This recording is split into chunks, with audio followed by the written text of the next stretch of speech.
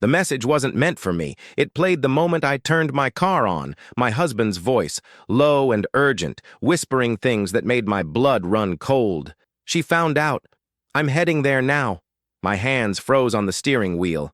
He wasn't talking about me. And whoever she was, he was terrified of her. In 12 years of marriage, I had never heard fear in his voice. Until that moment. I didn't think. I didn't breathe. I just followed the panic rising in my chest. He left the house minutes earlier, kissing me like everything was normal. But the message, the tone, told another story. I pulled out of the driveway and followed his taillights like a woman possessed. Every mile felt like a betrayal unfolding in slow motion. And when he turned into a neighborhood I didn't recognize, my stomach twisted into something sharp and ugly. A woman stood outside a small blue house, pacing, wiping her face, checking the driveway like she expected someone dangerous. When my husband pulled in, she rushed toward him, crying. I gripped the steering wheel so tight my knuckles went white. Was she his affair, his secret, his double life? But then he shoved an envelope into her hands. Not flowers, not a gift, an envelope. And I knew instantly. This wasn't romance. This was fear. She ripped the envelope open. Papers fell to the ground. She choked on a sob, one so raw it cut straight through me. He knows, she whispered, voice breaking. He knows everything. My husband glanced around, paranoid, scanning the street like someone might be watching. He had no idea I was parked across the road, watching my entire life unravel one breath at a time. But the terror in that woman's eyes told me one thing. Whatever he knew, it wasn't about her. It was about me. I should have confronted them. I should have run. But I couldn't move. Because she said one sentence that shattered my world. He should have told you years ago. In that moment, beneath the streetlight and the rain, I realized the truth. I wasn't witnessing a betrayal. I was witnessing a confession. And what they were hiding from me would destroy everything I believed about my marriage, my past, and the person I thought loved me. I wish I could say I walked away that night, that I drove home, pretended nothing happened, and waited for the truth to explain itself. But I didn't. I couldn't, because the fear in that woman's voice kept replaying in my mind. He should have told you years ago. Who was she? What did she know about me? Why did my husband hide her and hide the truth? I followed them with headlights off, keeping my distance as she led him inside the small blue house. My chest burned with anger and dread. I wanted answers, but I was terrified of what those answers might do to my life. The rain kept falling, heavy and cold, making everything feel darker, heavier, irreversible. I stayed in the car for almost an hour, watching shadows move behind the windows. Every imagined betrayal tore through me, but none of them prepared me for the truth I was about to discover. This wasn't about infidelity. It was about secrets, family, fear, and a truth that nearly destroyed me. Before I take you into that night, into what I found, what I heard, and how everything collapsed, I want you to stay with me, because this story isn't just mine. It's a reminder that some truths don't stay buried. Before we continue, subscribe so you don't miss the next chapters. Like the video to help this story reach more people. Comment your country and city below. I want to know where you're watching from. Now, let me take you inside that house, where the truth finally came out, and my world fell apart. When I finally stepped out of the car, the rain had slowed to a whisper, but the heaviness hadn't lifted. My heart pounded as I approached the blue house, small, fragile, hiding a truth massive enough to break me. Through a crack in the curtain, I saw the woman pacing, holding the envelope like it burned her hand. My husband stood by the table, shaking, terrified. Not of me, but of the truth. She spoke first. You should have told her. She deserved to know before it got this far. My husband leaned against the wall, voice breaking. I didn't know how. How do you tell your wife something like this? 12 years. As long as our marriage. What had he been hiding that long? Documents fell from the envelope. Official forms, photos, a birth certificate. My husband pressed one to his forehead like begging for forgiveness. I hoped she'd never have to know, he whispered. My stomach dropped. The woman suddenly turned toward the window. I jumped back, heart racing. If she finds out from him, she warned, she'll never forgive you. Lightning lit the room for a second, revealing the photo on the table. A child. A birth certificate naming my husband as the father. My knees nearly gave out. He had a son. A son I never knew existed. The woman sobbed.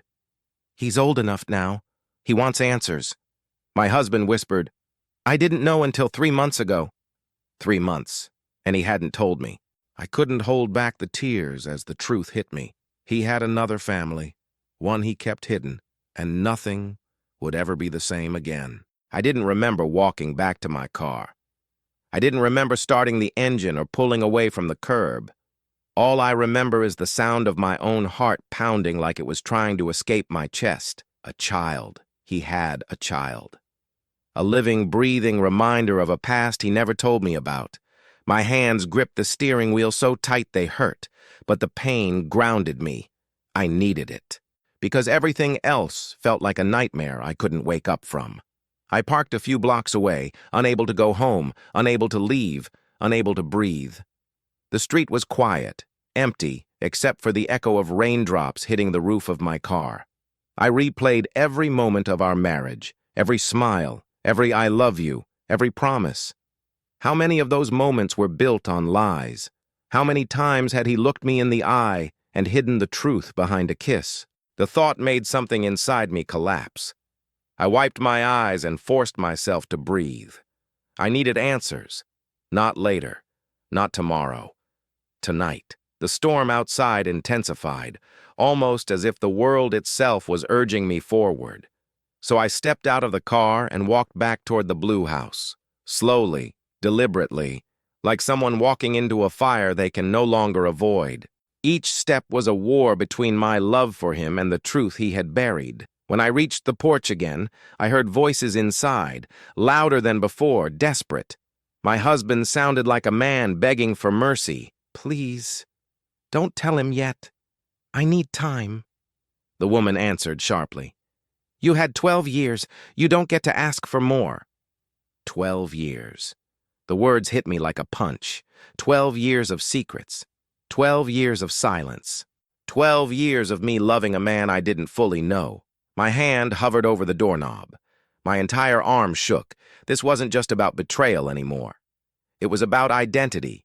His, mine, and the life we built together. I pushed the door open slowly. It creaked, announcing my presence before I even stepped inside. Both of them turned. My husband's face drained of color. The woman gasped, covering her mouth. I stood there, rain dripping from my hair, shaking from something far colder than the storm. Tell me, I said. My voice didn't sound like mine. It sounded like a stranger. My husband took a step toward me, hands raised like he was approaching a wounded animal. Please, please listen. But the woman shook her head. She deserves the truth, she said, turning to me with tears in her eyes. He found out he had a son 3 months ago. My son. I didn't know how to contact him. I didn't even know if he would accept it. When I finally found the courage, everything fell apart. Her voice trembled. My boy wants to meet his father. He's been asking for him his whole life. My husband sank into a chair, burying his face in his hands. I was stupid, he said. I was scared. I should have told you the moment I found out, but every time I looked at you, I panicked. I couldn't handle the thought of losing you. I felt my throat tighten. Then why didn't you trust me?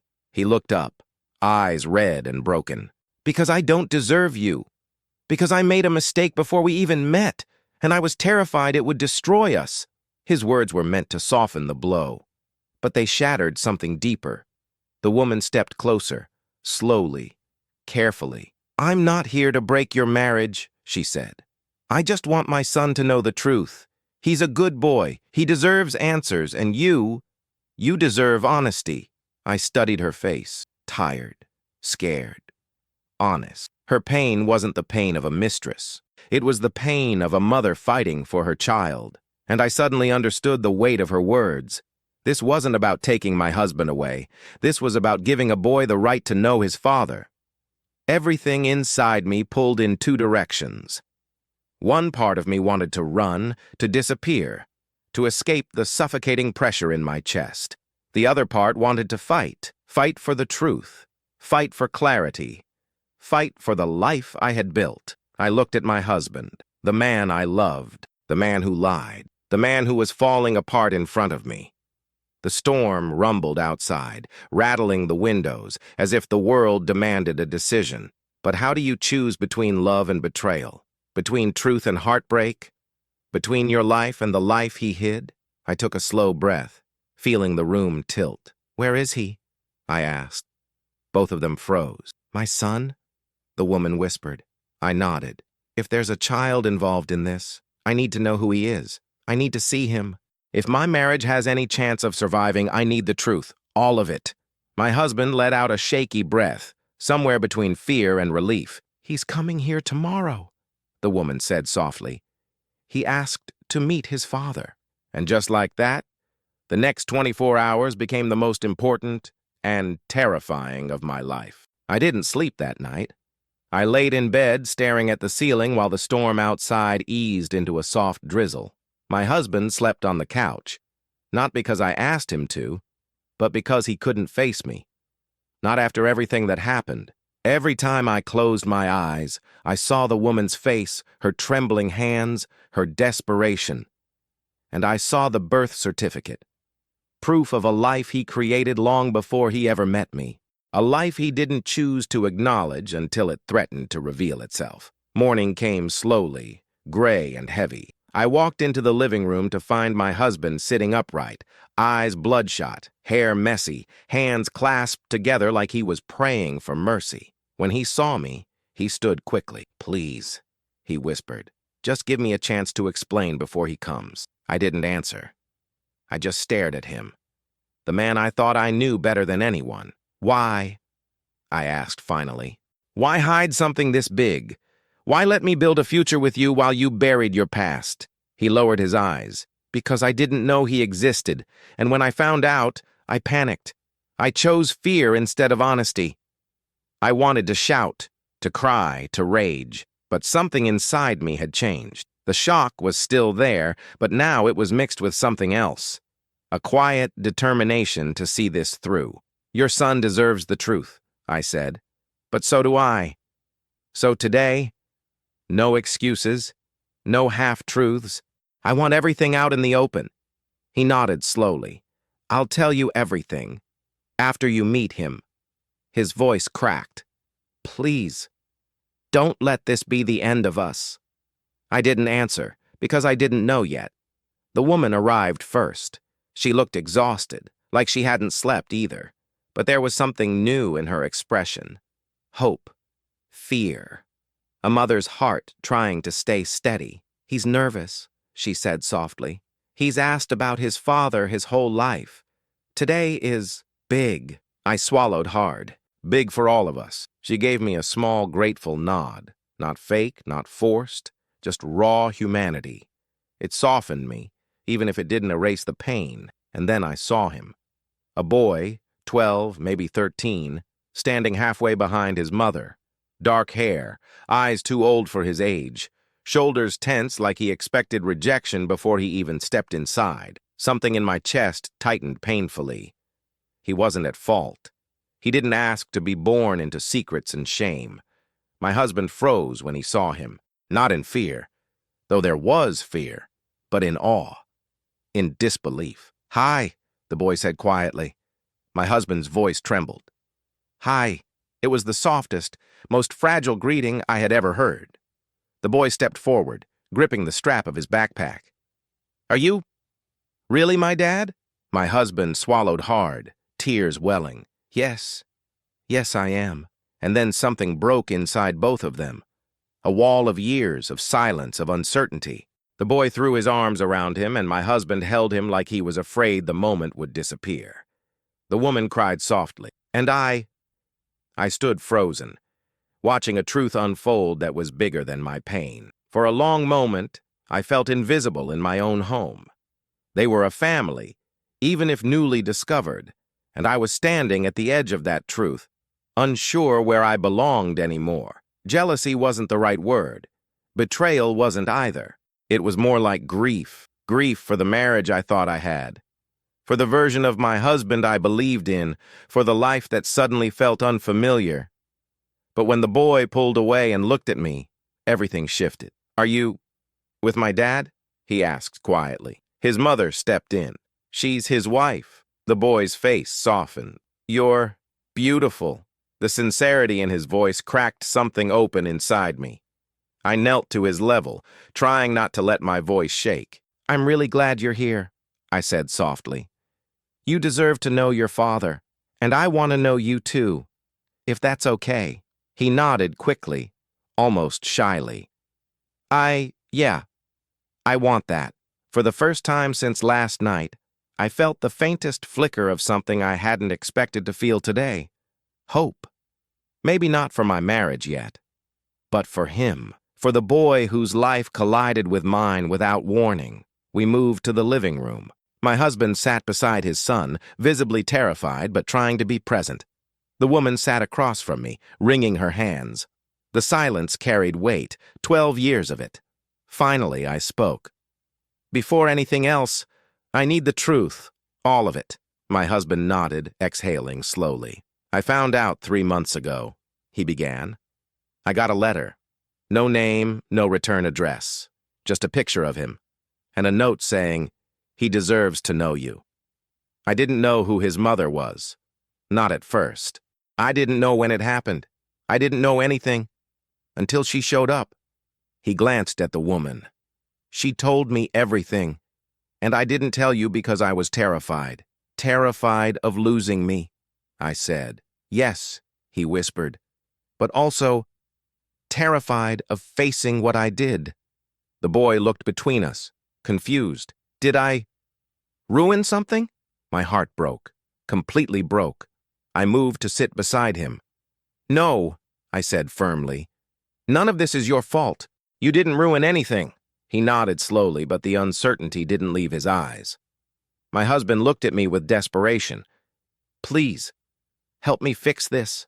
I looked at the boy, this innocent life standing in the middle of a storm he didn't create. And I knew my next words would shape everything that came next. "We'll fix this," I said, "but only if the truth keeps coming. No more lies." And for the first time, my husband didn't look afraid. He looked relieved. The boy stayed close to his mother at first, as if every movement inside our home felt unfamiliar, fragile. I watched him trace the features in the room with cautious curiosity.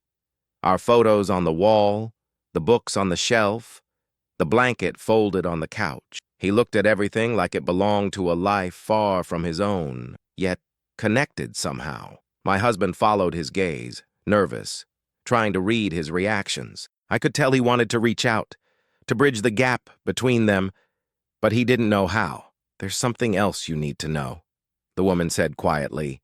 She spoke with that same trembling honesty she'd had the night before. For a moment, I felt the air tighten. She reached into her purse and pulled out a small brown envelope, different from the one I had seen in the blue house. "I found this when I moved last year. I didn't know how to tell you until now." My husband frowned. "What is it?" She hesitated. "It's from the night he was conceived." A heavy silence fell over the room.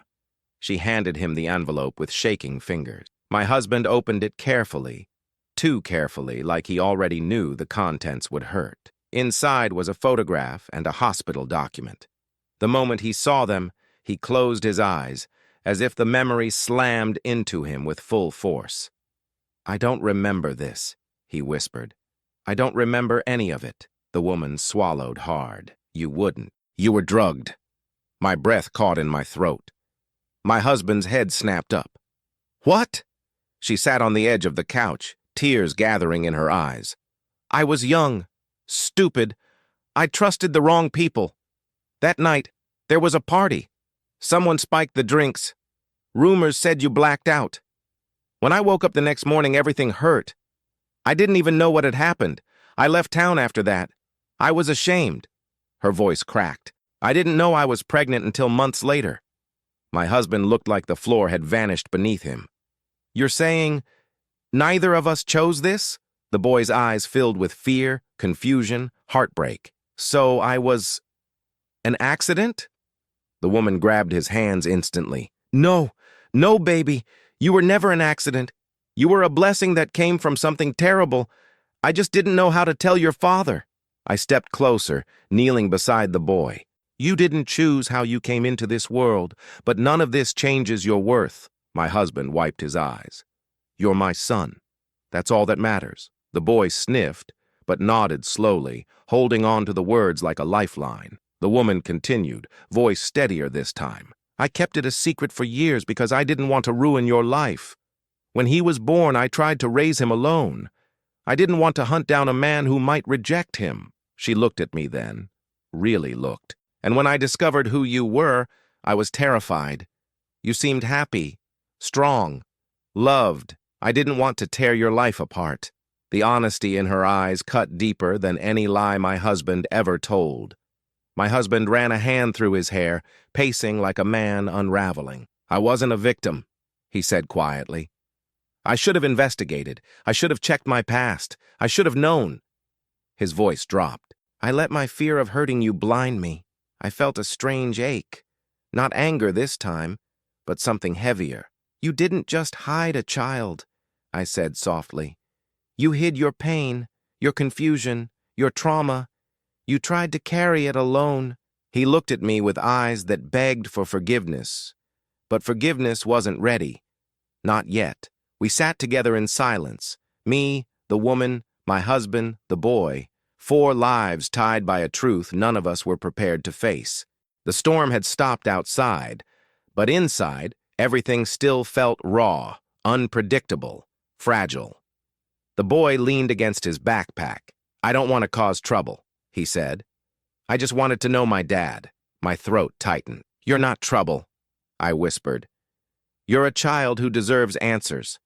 And love. His eyes lifted to mine, hopeful for the first time. My husband sat beside him, shoulders shaking with emotion. I want you in my life, he said. Not out of guilt, not out of shame, but because you're my son, and I want to know you. The boy's lip trembled. You mean that? Yes, my husband said, voice breaking. More than anything. The boy's small, fragile smile felt like the first ray of light in days. But just when the moment seemed to soften, the woman's expression changed. She glanced at the window nervously. We don't have much time, she whispered. He knows I told you. My blood ran cold. Who? I asked. She looked at me, fear turning her voice into a tremor. The man who drugged us that night. The room froze. And with that one sentence, everything we thought we understood shattered all over again. The room fell silent. So silent I could hear the soft hum of the refrigerator, the ticking of the clock, the uneven breaths we were all taking. My husband sat frozen, the boy clutching his sleeve as if bracing for something dark approaching. The woman wrapped her arms around herself, shaking. He knows I came clean, she whispered. I shouldn't have told you. He warned me. He always warned me. A chill traveled down my spine. Whoever this man was, he wasn't just a mistake from the past. He was a threat in the present. My husband stood abruptly, his chair scraping the floor. Where is he now? The woman flinched. I don't know, but he called last night, after I left your house. She swallowed hard. He said there would be consequences, that I should have kept my mouth shut, that you were never supposed to know. Her voice broke. He's been watching us for years. My heart slammed against my rib cage. Why? I demanded. What does he want? She looked at me with hollow, terrified eyes. To keep the truth buried. The boy leaned closer to his mother, frightened. My husband stepped toward them, protective instincts rising to the surface. We're not running anymore, he said firmly. Not from him. Not from anything. The truth is out now. But the woman shook her head violently. You don't understand. He's dangerous. He has connections. He's been controlling my life since that night. She lowered her voice. He told me he'd ruin me if I ever came forward. That he'd ruin you too. My stomach twisted. Why keep us in the dark? I asked. Her answer was barely a whisper. Because he ruined others. A sudden knock on the door made all of us jump. The woman gasped, covering her mouth, eyes wide with panic. The boy grabbed her hand tightly. My husband moved in front of us. Another knock, harder this time. My breath froze. The woman shook her head desperately. Don't open it. Please. But a man's voice came through the door, deep, calm, terrifying in its confidence. Open up. I just want to talk. My husband motioned for us to stay back as he approached the door slowly, silently. The woman looked like she might faint. He found us, she whispered. He always finds us. My husband peered through the peephole. His face paled. It's him. The boy whimpered softly, burying his face in his mother's side. My husband turned to us, voice low and urgent. Take them to the back room. Lock the door. Don't open it unless I call you. I hesitated. I'm not leaving you alone with him. He met my eyes, fear and determination colliding in his expression. Please, I need to end this. I grabbed the woman's trembling hand and guided her and her son down the hallway. As soon as we locked the door behind us, we heard the front door open and footsteps enter the house. The woman pressed her ear to the door, tears streaming down her face. Do you trust me? I whispered. Her breath hitched. I don't trust anyone anymore. But your son is safe, I said firmly, placing a hand gently on the boy's shoulder. He's the priority. We protect him first. The boy looked up at me, his eyes filled with fear and something else, hope that someone finally cared. The voices outside grew louder. My husband, steady, unwavering. The other man, smooth, controlled, dripping with venom. I warned you, he said. You should have stayed out of the past. This is my past, my husband shot back. My son. My family. You don't get to own this anymore. A harsh laugh followed. You think you can fight me? After what I've done for you? Done for him? The words sent a shock through my chest. What did that mean? What had this man been hiding? And for how long? A loud crash echoed through the house. The woman flinched and stifled a scream. The boy clung to me, shaking. I grabbed my phone, hands trembling as I dialed 911. The operator answered instantly, and I whispered everything. Our address, the danger, the confrontation happening just outside the door. Help is on the way, she said. I prayed it would be fast enough. Outside, the man's voice grew sharper. You were supposed to stay blind. You were supposed to stay quiet. My husband's voice rose. I'm not afraid of you anymore. Another crash. Then silence. The silence was worse than the shouting.